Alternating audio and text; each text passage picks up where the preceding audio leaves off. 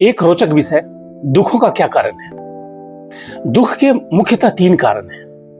पहला, कि आप अपने प्रति जागरूक नहीं हैं, आप अपने वास्तविकता से अनजान हैं। याद कीजिए, जब से आपने होश संभाला है तब से आप दुखों से भागते रहे हैं। आप ही नहीं, हजारों सालों से मनुष्य दुखों से भागने की कोशिश करता रहा है।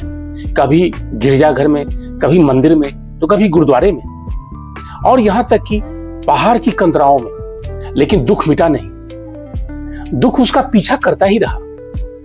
और दोष उसने परिस्थिति को दिया, व्यवस्था को दिया, समाज को दिया, यहां तक कि उसने भगवान को भी नहीं छोड़ा।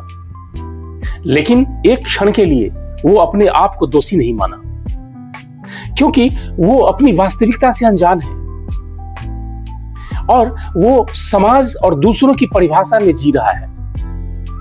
यदि किसी ने सम्मान दिया तो खुश, किसी ने अपमान किया तो दुखी। सम्मान और अपमान दोनों भ्रम है। यदि वो आपका सम्मान करते हैं तो उसके पीछे उनके अपने कारण होते हैं। कभी उनका स्वार्थ, कभी उनका फायदा, कभी उनका मुड, तो कभी सिर्फ दिखावा। और यदि आपका अपमान करते हैं तो उसके पीछे भी वही बात होती है।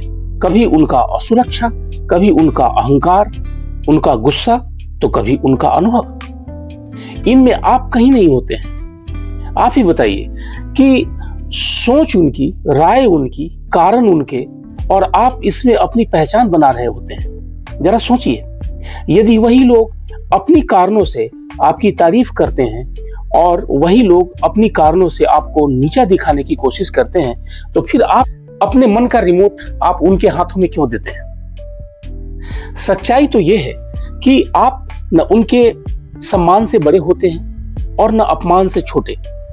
आप तो वही हैं जो आप अपने भीतर हैं। जब आप इन दोनों से मुक्त हो जाते हैं तभी आपकी असली आजादी शुरू होती है। फिर न कोई आपको ऊपर उठाकर घमंड में डालता है और न कोई नीचा दिखाकर दुख में।